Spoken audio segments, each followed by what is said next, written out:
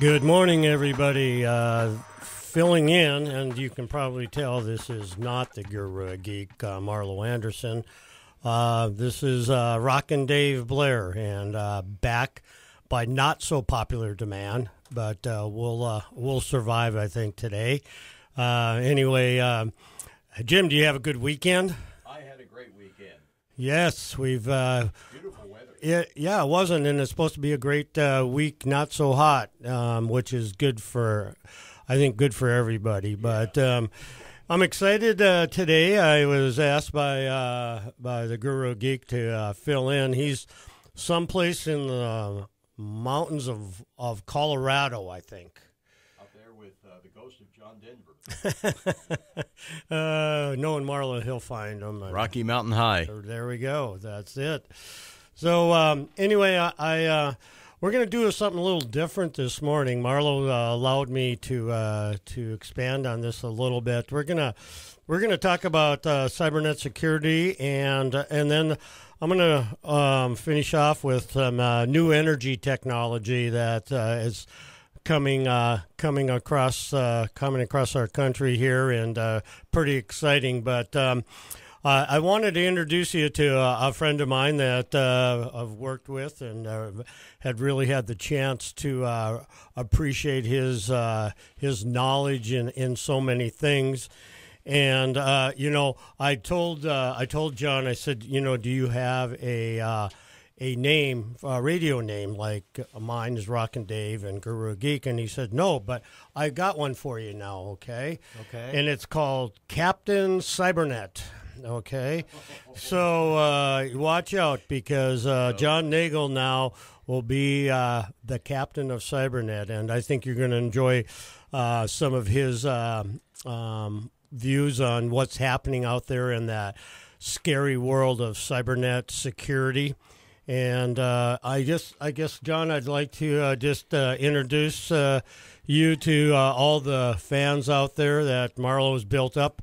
Half of them will probably go away today, but, Marlo, that's just the way it is. You take a chance. Anyway, John, why don't you give us just a quick snapshot of yourself, and then we can get into some of the cool things that are happening or not happening out there in the cyber world. Well, first of all, I'd like to thank you for that moniker of Captain Cybernet. I'm not sure that's the most appropriate name, but we'll go with it for today. And the fans of the program, if you can think of another great moniker for me, please send it in, call it in, go to techranch.com and let us know what you think. My wife actually thought I should be DOS, Defender of Security. So, but we'll take yours today. Okay. So I'm a North Dakota native, Dave. Yep. Grew up here and have about 25 years of experience in cybernet security and information technology in general. Spent most of my time with Fortune 500 companies, and most of that at General Electric. Came back here to North Dakota about 3 years ago and have begun the process of creating a new business here the past year called Cybernet Security. And our goal primarily is just to make sure that businesses are safe, their data is safe, their customers are safe, and give them the best possible feeling so they can go about their business freely and naturally and do what they do best. Well, John, as I've learned a lot from you over the course of the last 2 years, that whole world of cybernet security just keeps changing all the time. And, we always talk about all these new hacks that are happening. And, in fact, I guess I'd lead into that. I got my computer hacked here about 2 months ago. And, man, what a nightmare that was. I had to go and kind of start all over. I had to wipe out all my credit cards because you didn't know what they had, so I had to go and apply for new credit cards and just getting everything cleaned up. And it was a strange situation where I had taken this call from a company, and I figured they were from India because I've been to India a few times and I recognize their accents there, and sure enough, before I knew it, they had control of my computer. So shame on me. And now I'm changing my passwords more regularly. So, John, you've had some of those same situations. Yeah, nobody's safe out there. Everybody makes the presumption it's somebody else, and you keep hearing it so much that, so-and-so was attacked. Somebody else had their files or PC locked up and they can't get to their personal pictures, etc., that you become numb to it and you think it's just somebody else or it's just noise. But that's not the case. Personally, I've had my credit card taken several times. I've actually had my debit card taken, which was a nightmare because it locked up my banking and checking accounts for 2 weeks. So you need to pay attention. It's not the other guy. This time it's actually you. And with what's going on today, the volume, the velocity of the cybernet attacks that are out there, you talk about an epidemic. It's really become a pandemic, and there's no true immunization against that today. There's things you can do every single day that businesses can do every single day, but the most important thing is to not be complacent about what's going on. Well, and I think that's some good advice there. Because, as you know, I mean, you think about all the devices we have, electronic devices we have, they're all vulnerable. I mean, TVs even are vulnerable. And, John's had some good experiences with, going to some of these trade shows and seeing some of the newest and greatest ideas out there, both for protecting but also for hacking. Because there's the... what do they call them? The black hats, and there's the white hats. And the white hats are supposed to be the good guys trying to protect for you from the black hats, the bad guys. But there's one more hat. It's the gray hat, and that's the one you need to be a little careful of too, because you don't know their role. So for everybody out there, white hat is really the good guy, somebody that's looking for vulnerabilities in systems, applications, electronic, the Internet of Things, anything that's connected to the Internet or independent like your smartphone. So that's the guys, you're the white hat. Yeah, that's me. So for us, when you talk about white hatters, we're there to help you. The black hatters are exactly what they sound like. Those are the guys that are out there with malicious and nefarious intent. They're out there to do damage. They're out there to steal information, and they're out there to make money, and a lot of money is there to be made. But the gray hat people you're not so sure about. They will act like a white hatter in some instances, Dave, and they'll come out there and say, you know what, I found this vulnerability. Would you like to pay me for it? And it's known in our community as bug hunters. Like corporations like Microsoft and others will pay for that. And but if they don't get a response from you, then they flip and become the gray hat starts to go toward a black hat, and they're going to start to monetize the error that they found in your environment. Yeah, and I would consider the hack that I had was a gray hat because it sounded like, oh, I wanted to be there to help you, Dave, and if you do this, and protect your computer, here's what you need to do and all of that. And, as much as I, have learned through John about cybernet security, I was just as vulnerable as everybody else. I'm going, oh, wow. Because it was like this alert came on my computer that you've got to do this, and that should have been the first red flag. But hey, I'm not that smart, and I fell for the game. It's not about smartness here. It's just about how good they are. That's really what it's about. And they're getting better and better and better. And by the way, the cost of hacking has come down. So what used to be $10 a year ago is now $5. So it's much easier for people to get into the business and actually take advantage of those who aren't protecting themselves. Well, and I think that as you've heard just a little bit about our conversation here of what's happening, I think it's going to be, it's an ever-changing world. There's always new stuff that come up. I mean, I think in the paper or in the news world, there's always talking about, those hacks that are happening and what does that mean to people and, all the scams that are out there. And especially in North Dakota where you have a lot of elderly people that can succumb to some of that stuff because, just like me, man, I thought, wow, I need to take care of this, So, when we come back in this next segment, John's going to talk to you about some other new things that are happening out there, and and it's all good. But I think that everybody needs to be aware of the situations that are upon us, and that how do we protect ourselves on a daily basis. So I think that you'll hear some new stuff coming up. This is Rockin Dave Blair filling in for the Guru of Geek, Mr. Marlo Anderson, and Captain Cybernet will be back here shortly. Currently, it's 76. On Twitter, Facebook, online, and YouTube. supertalk1270.com. Well, hey, we're back. This is Rockin Dave filling in for the Guru of Geek, Marlo Anderson. Having a fun morning so far, and as you heard from that first segment, talking a little bit about Cybernet security. So our good friend John Nagel, and I'm going to keep calling you Captain Cybernet until you figure out something else, is back. And John, it just occurred to me too. There's lots of ways people are being held hostage, and interesting enough, it's not always at gunpoint. So, why don't we talk a little bit about ransomware and how that works? So Dave, one of the things that's been happening out there in vast amounts of volume today is ransomware.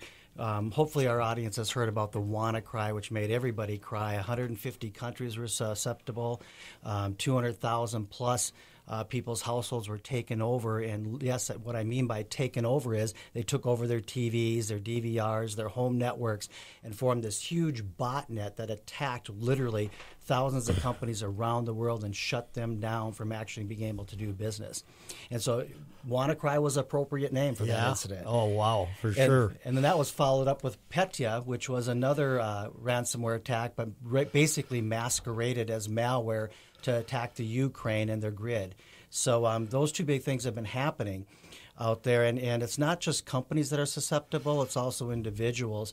So it runs the gamut from, Fortune 100 companies to billion-dollar individuals to you and I, Dave, just the average person out here in North Dakota.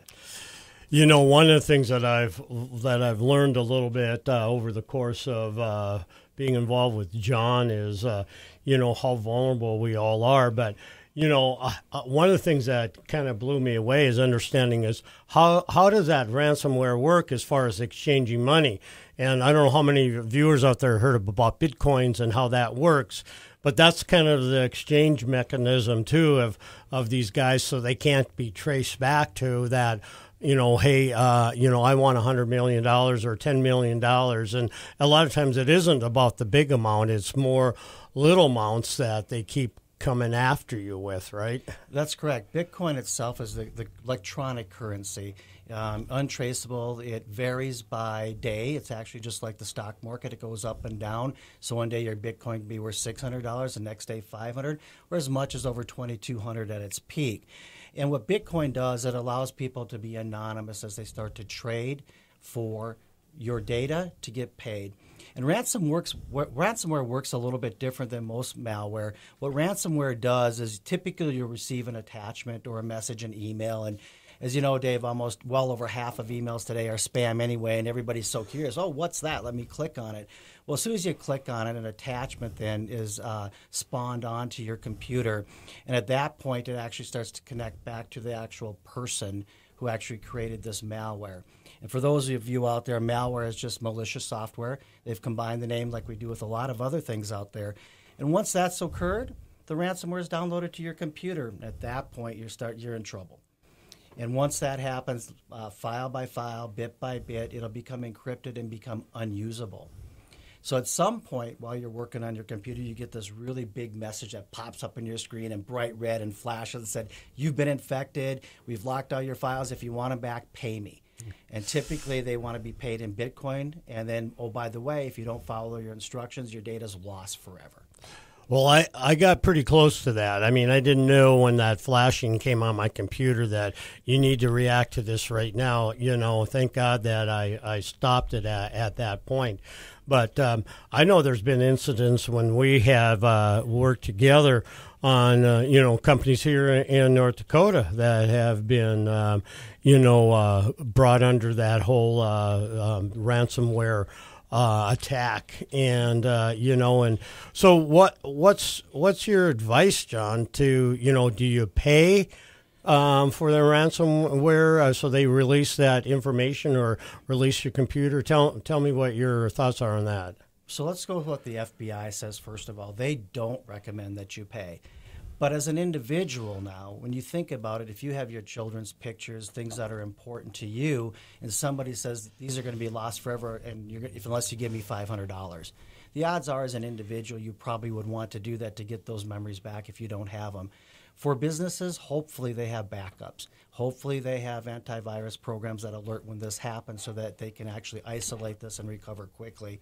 So it really comes up to an individual preference and or a business policy and procedure that's going to determine what you should do and what's right for you or your business.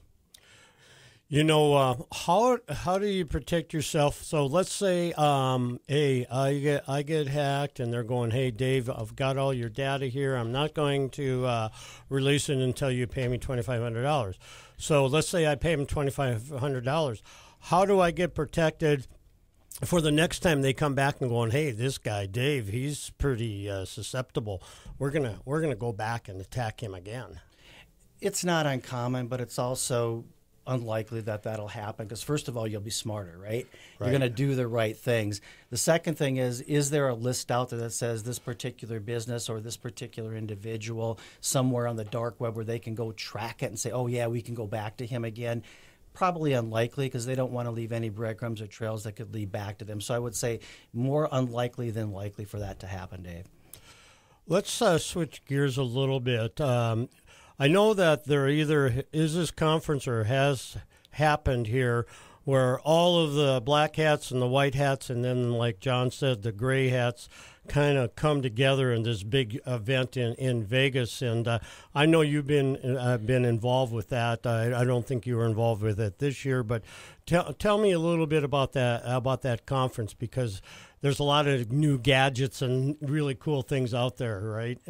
Absolutely. So DEF CON, as it's known, I think it's the 25th or 26th years combined with a Black Hat conference where vendors come in, and another conference that kind of sits on the side, and it's called B-Sides. So it's really about 10 days of pure hacking going on and trying new things. Businesses come in and actually have themselves try to be hacked. Most recently at this event here, as you know, everybody's been talking about the Russians attacking our election system. Well, they actually brought 5 electronic voting devices in to see if they could be hacked. Surprisingly, they could. The reality is, though, that you had to physically connect to them, so it probably didn't affect us this year. But as they say, as more time goes on, these things start to become more connected to the web, that it likely could happen. I know. I don't know if it was last year or the year before when you attended.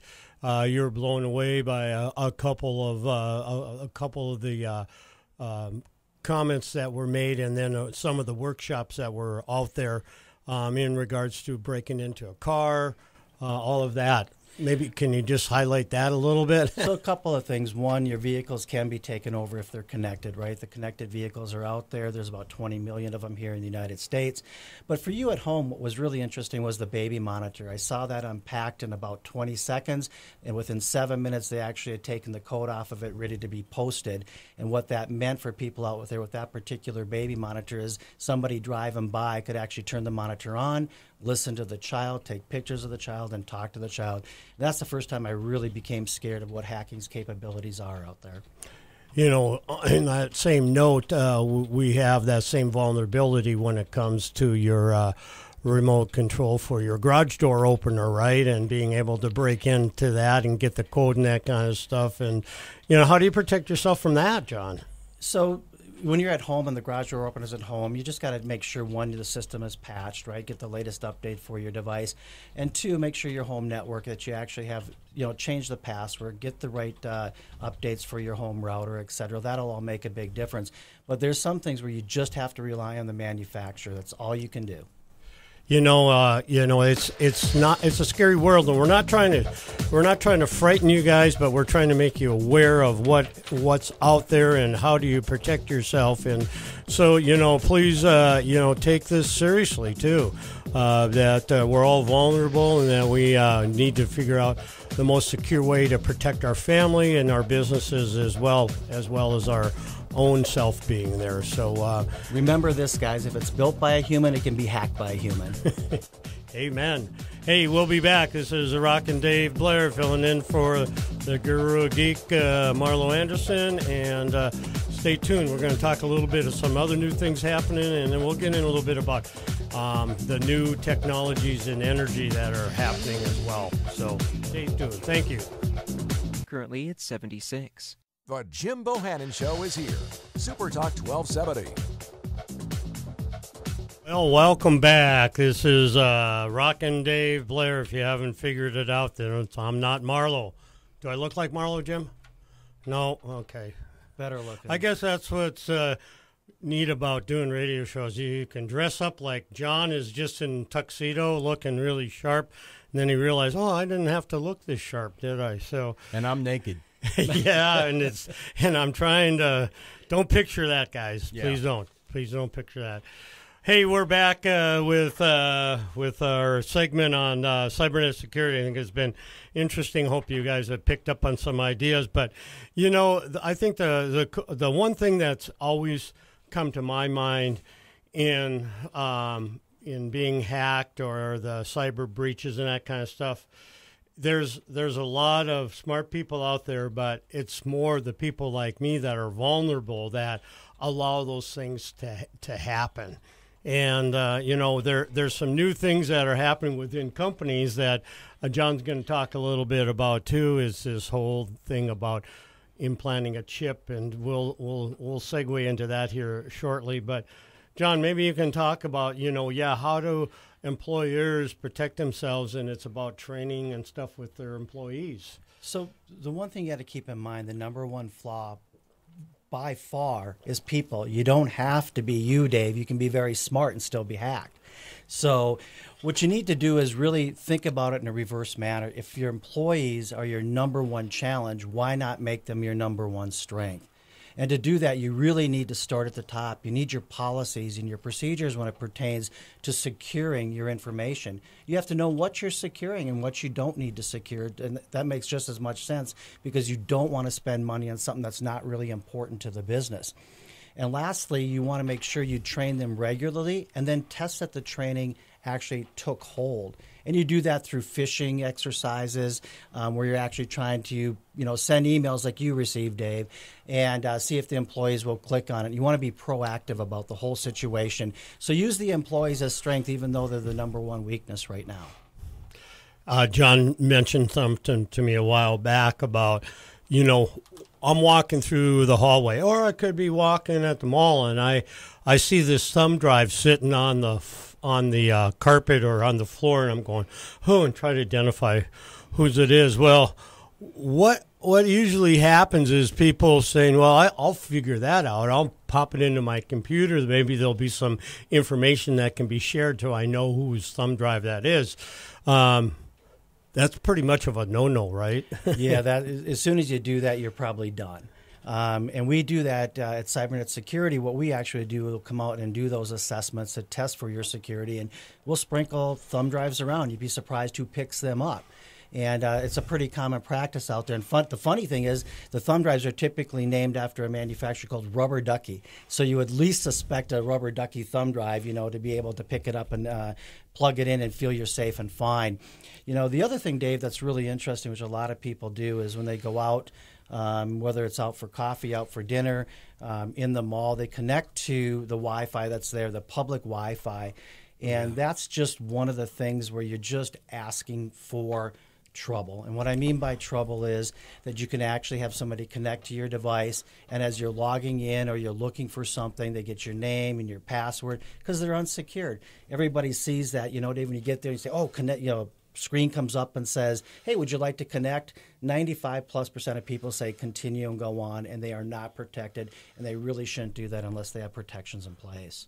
The other thing that we had talked about, too, that seems to be more and more, it seems to happen more and more is as you download apps and everything like that, one of the things that comes on there, hey, can I share your information? Can we share it with other people? And obviously that's a no-no as well.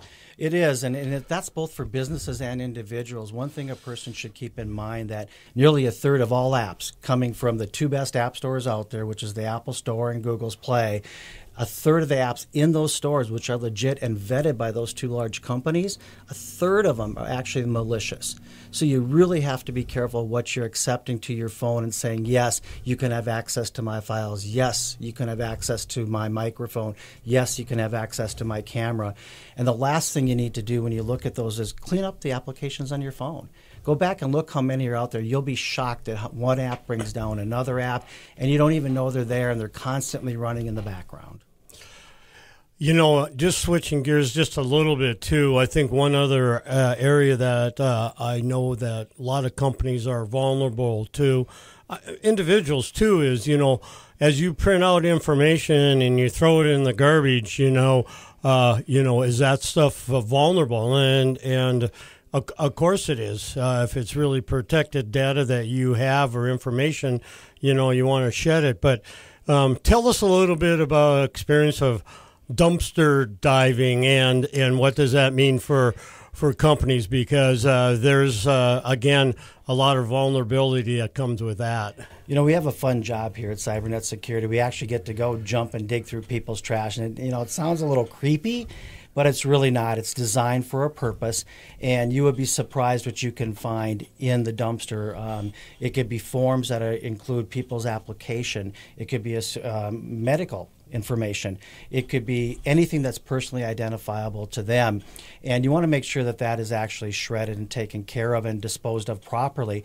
But it's not even the dumpster diving. It's questions that you get asked today when you go to particular offices or buildings and there's other people around you. You know, how many times have you gone to a medical facility and say, "Oh, hi, you, Mr. Blair, that's great. You're here today for what appointment?" So now you're mentioning your appointment, maybe potentially your doctor's name.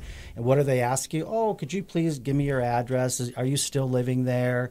Oh, what's the last 4 digits of your social so I can verify you? Are you still with this insurance company?" And a hacker standing behind you could all of a sudden, he has full access to who you are with very, very little effort. And to give you some idea, if somebody gets your last 4 digits of your social security number here in North Dakota, it's literally 200 guesses, and they will actually have your full social security number. That's all it takes. Wow. Jim, are you prepared for that? Not really. No. Jim's one of those guys. He's the guy standing behind you writing down all that information. So, But Jim brings up a great point when he says he's not prepared for that. That's the scary part that's out there today. You know, when you look at, there's people out on the cutting edge and protecting themselves all the time. Then there are those that just don't really do anything. Right. It's the ambivalence in the middle. That's what hurts us, right? Yeah. So, Jim, you can't be ambivalent anymore. Okay. Hey, John, I want to talk just a little bit about a new thing that's happening. And I've heard it so much in the animal industry of these chips that put into your dogs and cats. But there's this one company, I think, are they in Sweden? Yeah, it's called biohacks. Yeah, and maybe you can just mention that briefly, because it's opening up a whole new can of worms, both on the philosophy of you know, you're protecting yourself, and then what do you allow to have in your body implanted, and there's biblical stuff that's associated with that as well. So Biohacks International has been around for about 3 years right now, and they're a Swedish company, and they actually use the chips over there. The chips themselves are about the size of a grain of white rice, not very big at all. They typically implant those chips between your index finger and your thumb, and they just go under the skin. They've had no issues with medical failures per se in the human himself, although the chips for pets, people are complaining about it there. So we need a little bit more time to figure it out. But this company actually is now here in the States, and in August here, a firm in Wisconsin is actually going to be deploying those chips voluntarily to their employees. And funny enough, 50 out of the 85 employees said they're going to go ahead and move forward with having the chip put in. So what the chip does, it's RFID. It allows a person to come into an office building without a badge or a scanner. It allows them to make purchases at particular kiosks. It allows you to log on to your computer without putting in passwords. So you can see there's a lot of pluses to it, but at the same time, it's a little bit scary, and there could be a lot of ethical questions being raised around it.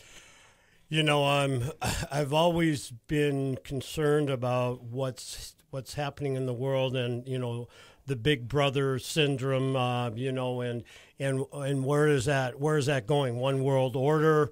You know, one world currency.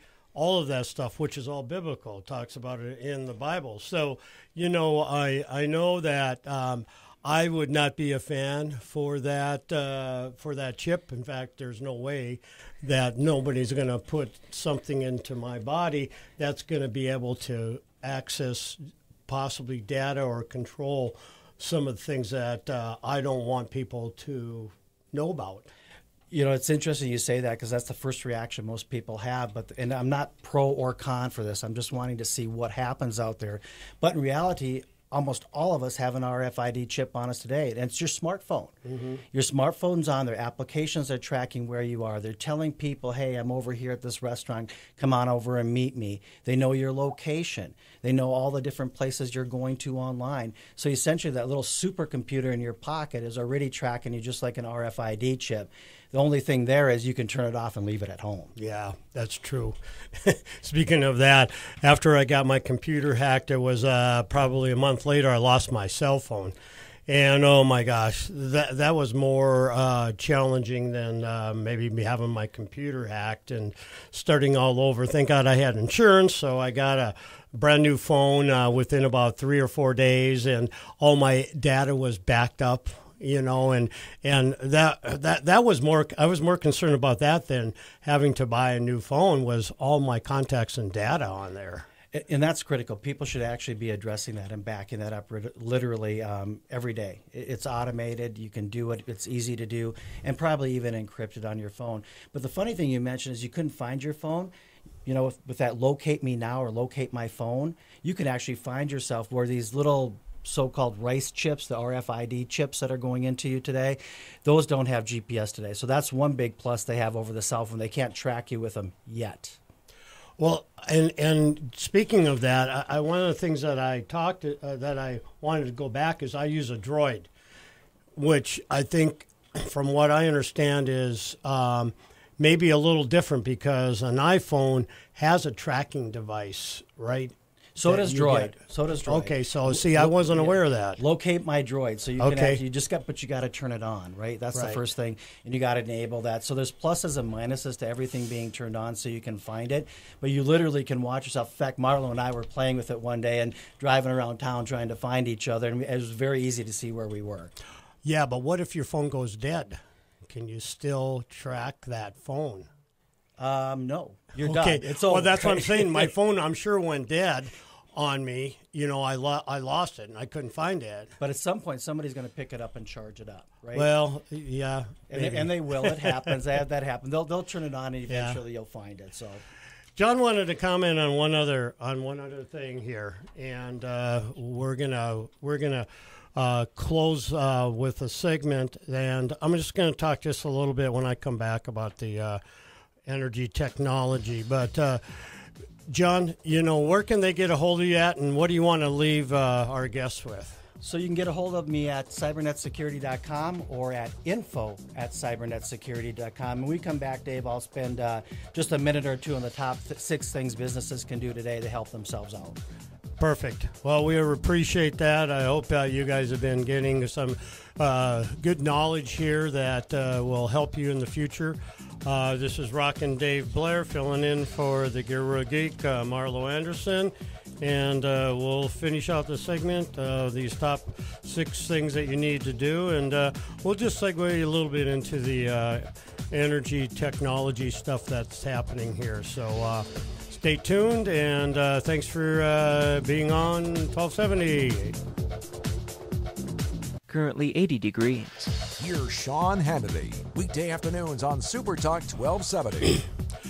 Hey, we're on the homeward stretch here. I wasn't sure if John was going to make it or not. He was getting pretty lightheaded over here and just rambling on, but really interesting topics. And so welcome back to the Tech Ranch. This is Rockin Dave Blair filling in for the Guru Geek, Marlo. And we were having a little fun with, where's Waldo? You know, we have where's Marlo? Because man, he's traveling all over the country right now. So I know he's in Colorado, and we did find out that he does have one of these chips implanted in him right now, so we can actually get the code, and you guys can go out and look for Marlo. Oh, you're going to freak Marlo out. I know that. You're just going to freak him out. He But needs actually, it might be a little fun if you go to thetechranch.com, grab Marlo's picture, and then in all the wonderful places where you think he might be or where Marlo might look really good, put his picture up there, take a picture of that, and post it on his Facebook page. How does that sound? There we go. Well, Marlo, that's what happens when you turn it over to the Rockin Dave and Captain Cybernet. John just wanted to finish briefly with these things that you can do to protect yourself. So go ahead, John. So let's do that. What I want to talk about here, it's not just big companies that have an issue or individuals. It's small to medium-sized businesses that are most at risk. And here's just a few things that you can do to help your organization become a little bit safer and reduce your threat surface from the attackers out there. First, what you really need to do is define information security for your organization. Give it a definition. Give it a meaning.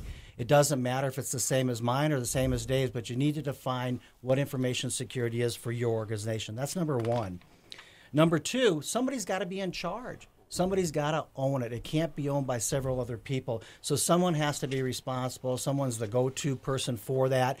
And they're going to learn about all the things that are out there and report back to the business, hey, this may be a potential threat for us. The third thing you want to do is implement a security awareness training program. We talked a little bit about that earlier, Dave, and that people are the number one threat to your organization. And they don't have to be nefarious in doing that. It could just be accidental, which is a lot of the causes out there. So make sure you get a security awareness training program out there. Number four, Dave, you want to build a culture of best practices around cybersecurity. You don't have to reinvent the wheel today. Talk to your fellow business owner, talk to a chamber, call us at Cybernet Security. We'll help you out in creating that best practice scenario for your business. And last, and actually not last, second to last here, you have to keep in mind technology is not going to solve all your problems. You have the human factor in there. So you can't just bank on technology. And the last thing here that everybody needs to do to protect their business and themselves is continually test and reassess your training programs out there and make sure that you're checking that they are effective. Awesome. And I think that I hope there was some good takeaway here from what John talked about. I know that me and Marlo have talked quite a bit about, having a segment on Cybernet security, and I think it was very useful. I think John provided some good information. And again, you can see and reach him on cybernetsecurity.com. Pretty easy. So anyway, I just want to finish briefly, and maybe this might be another segment if Marlo wants to invite me back or allows me to host this again. He's not bringing you back. Yeah, he probably's not. I guess it's over with. This is the last Rockin Dave Blair show. But, I'm involved in a lot of new technologies when it comes to energy-related, oil and gas-related. And I just wanted to highlight a few things that are happening out there right now. I've got this one group that's in Texas that's come up with a really cool plan for enhancing oil recovery, but also creating some energy on the back end. In fact, the guy that's the CEO president of this company was one that invented the Bose speakers for I'm trying to think of the noise word. Noise reduction, and sold that to Bose, made a whole bunch of money. And one of the things that he's realized is that taking sound waves and stuff, and we can use that in a lot of different areas. So if you can imagine a old depleted oil field out there that has 90% oil left in that field, and that's pretty typical of most fields in North Dakota, actually around the country. We just can't get at all the oil. Obviously, fracking has enhanced that in these oil plays and shale plays. But anyway, they're using CO2 now, and this isn't new for enhancing oil recovery. That's why they call it EOR. And actually a lot of CO2 that is made at the Dakota gasification plant is pumped under a pipeline under Lake Skakawea going up into Canada to enhance those oil fields up there.